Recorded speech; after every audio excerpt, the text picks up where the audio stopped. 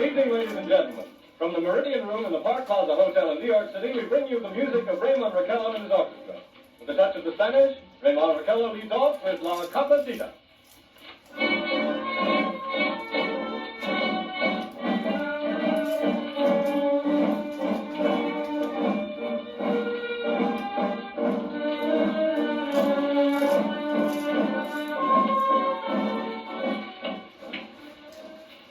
Ladies and gentlemen, we interrupt our program of dance music to bring you a special bulletin from the Intercontinental Radio News.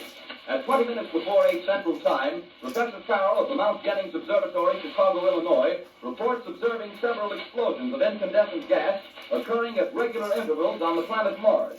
The spectroscope indicates the gas to be hydrogen and moving toward the Earth with enormous velocity. Professor Pearson of the observatory at Princeton confirms Carroll's observation and describes the phenomenon as, quote, like a jet of blue flame shot from a gun, unquote. We now return you to the music of Ramon Raquel, playing for you in the Meridian Room of the Park Plaza Hotel, situated in downtown New York.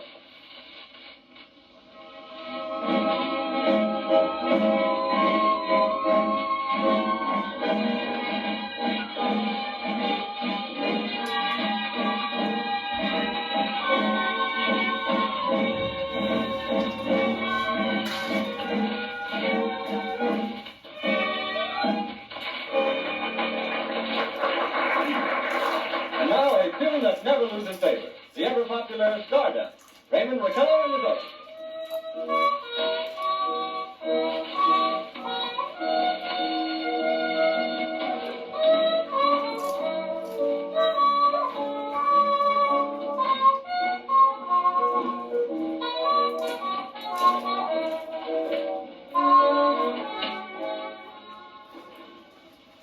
Ladies and gentlemen, following on the news given in our bulletin a moment ago, the Government Meteorological Bureau has requested the large observatories of the country to keep an astronomical watch on any further disturbances occurring on the planet Mars. Due to the unusual nature of this occurrence, we have arranged an interview with a noted astronomer, Professor Pearson, who will give us his views on this event. In a few moments, we will take you to the Princeton Observatory at Princeton, New Jersey. We return you until then to the music of Ramon Raquel and his orchestra.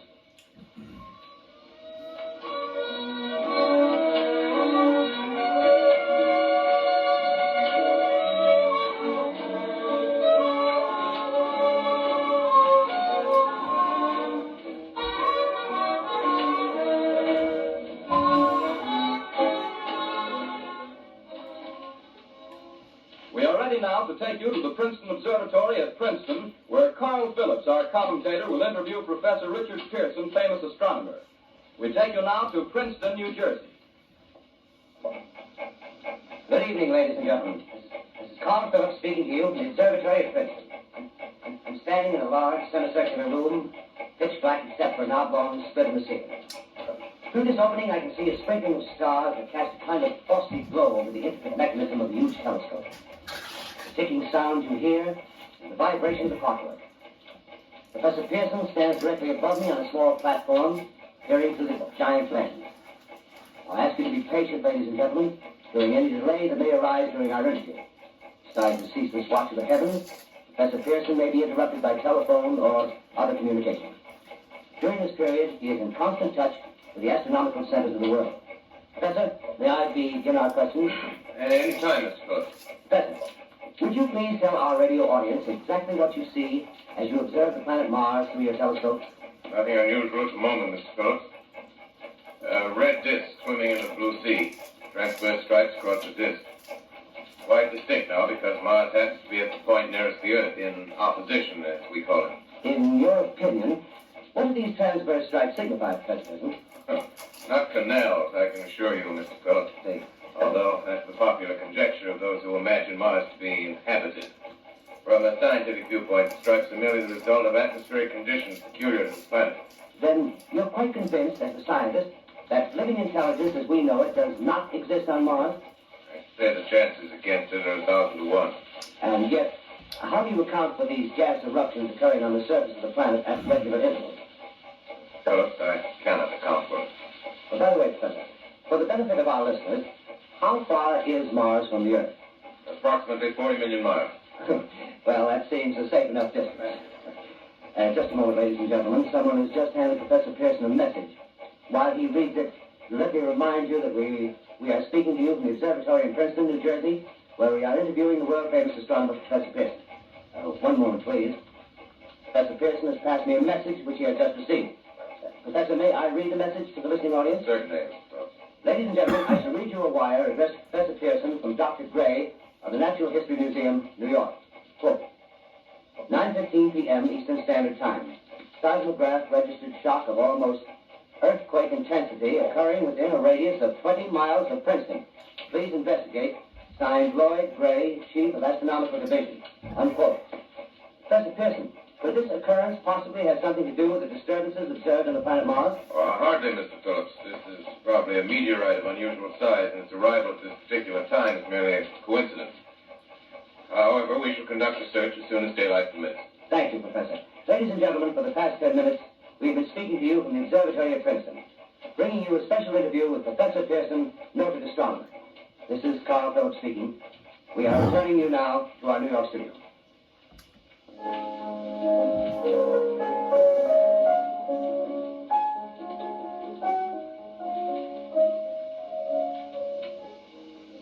Ladies and gentlemen, here is the latest bulletin from the Intercontinental Radio News. Toronto, Canada. Professor Morse of Macmillan University reports observing a total of 3 explosions on the planet Mars between the hours of 7:45 p.m. and 9:20 p.m. Eastern Standard Time. This confirms earlier reports received from American observatories. Now, nearer home, comes a special bulletin from Trenton, New Jersey.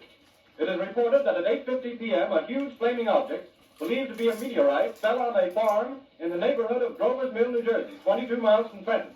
The flash in the sky was visible within a radius of several hundred miles, and the noise of the impact was heard as far north as Elizabeth.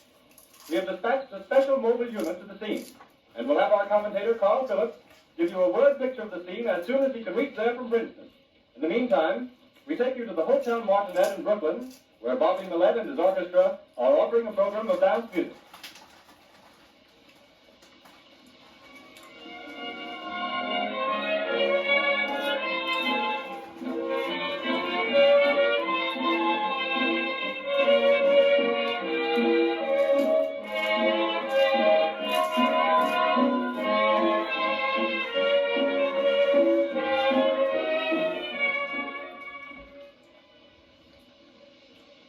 We take you now to Grover's Mill, New Jersey.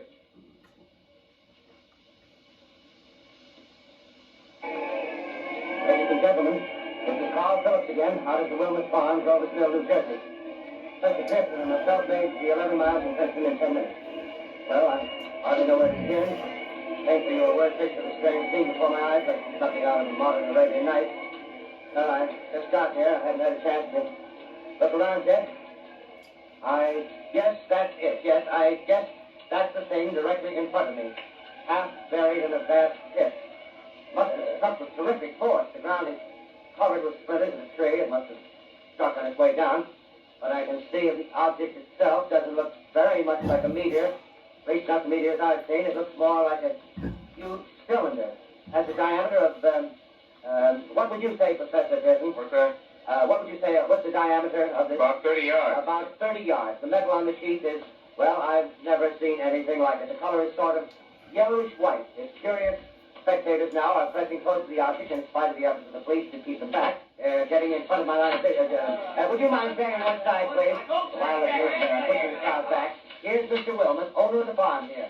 He may have some interesting facts to add. Mr. Wilmot, would you please tell the radio audience as much as you remember of this rather unusual visitor that dropped in your backyard? Step closer, please. Ladies and gentlemen, this is Mr. Wilmot. Well, I was listening to the radio. Closer and louder, please. Pardon me? Louder, please, closer. Yes. I was listening to the radio and kind of drowsing. That professor fellow was talking about Mars, so I was half chosen and half... Yes, Mr. Wilmot, and then what happened? Well, as I was saying, I was listening to the radio, kind of halfway. Yes, Mr. Wilmot, and then you saw something. Well, not first off. I heard something. And what did you hear? A hissing sound like this.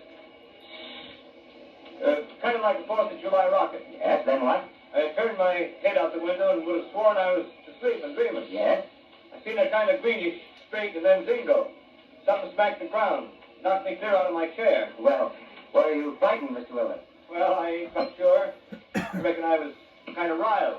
Thank you, Mr. Wilmot. Thank you very much. You want me to No, tell that's you quite all right. That's plenty. Ladies and gentlemen, you've just heard Mr. Wilmot over the farm where this thing has fallen. I wish I could convey the atmosphere, the background of this fantastic scene. Hundreds of cars are parked in a field in back of us, and the police are trying to rope off the roadway leading into the farm, but it's no use. They're breaking right through. Cars' headlights throw an enormous spotlight on the pit where the object has buried. Now, some of the more daring souls now are venturing in the edge. The cigarettes stand out against the metal shield. One man wants to touch the thing. He's having an argument with the policeman. Now, the policeman wins. Now, ladies and gentlemen, there's something I haven't mentioned in all this excitement, but it's becoming more distinct. Perhaps you've caught it already on your radio. Listen, please. Do you hear it? It's a curious humming sound that seems to come from inside the object. I'll move the microphone nearer. Here. Now, we're not more than 25 feet away. Can you hear it now? Professor Pearson? Yes, Can you tell us the meaning of that scraping noise inside the thing? possibly the unequal cooling of its surface. I say, do you still think it's a meteor, Professor? I don't know what to think. The metal casing is definitely extraterrestrial. Not found on this Earth. Friction with the Earth's atmosphere usually tears holes in a meteorite. This thing is smooth. And you can see it from shape. Something's happening. Ladies and gentlemen, this is terrific. This end of the thing is beginning to flake off. The top is beginning to rotate like a screw, and the thing must be hollow. Keep those men back! Keep those idiots back! Take off! The top's loose out there! Ladies and gentlemen, this is the most terrifying thing I've ever witnessed. Wait a minute. Someone's calling someone or something. I can see coming out of that black hole two luminous discs. The eyes, it might be a face, might be on the head. The heavens, something wriggling out of the shadow like a gray snake. Now it's another one, and another one, and another one. They look like tentacles to me. I can see the thing's body now. It's large as a bear. It's glistens like wet leather, but it's a face. Ladies and gentlemen, to describe it, I can hardly force myself to keep looking at it. It's so awful. Its eyes are black and they gleam like a serpent in the mountains. It's kind of V-shaped with saliva dripping from its rimless lips. It seems to quiver and pulsate, and the monster or whatever it is can hardly move. It seems weighed down by possibly gravity or something. The thing's rising up now, and the crowd falls back. It seems plenty that must be extraordinary experience, ladies and gentlemen. I can't find words. Well, pull this microphone with me as I talk. I'll have to stop the description until I can take a new position. Hold on, will you please? I'll be right back in a minute.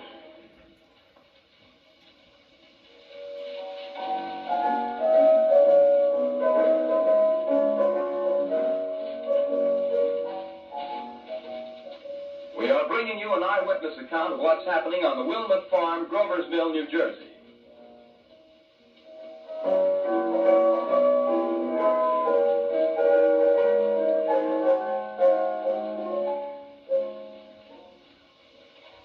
We now return you to Carl Phillips at Grover's Mill. Ladies and gentlemen, my own. Ladies and gentlemen, here I am, back of the stone wall that joins Mr. Wilmot's garden. From here, I get a sweep of the whole scene.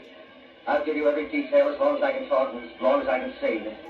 More state police have arrived. They're drawing up a cordon in front of the pit. About 30 of them. No need to push the car back now. They're willing to keep their distance. The captain's conferring with someone. Can't quite see who. Ah, yes, I believe it's Professor Pearson. Yes, it is. Now they've parted, and the professor moves around one side, studying the object while the captain and two policemen advance with something in their hands. I can see it now. It's a white handkerchief tied to a pole. Flag of truce. If those creatures know what that means, what anything means. Wait a minute, something's happening. A humped shape is rising out of the pit. I can make out a small beam of light against a mirror. What's that? There's a jet of flame springing from the mirror and it leaps right at the advancing men. He strikes them head on. Oh, they're turning into flames. Their field caught up by the woods, the fires, the gas tanks, and the automobiles spreading everywhere. Coming this way now, about 20 yards to my right.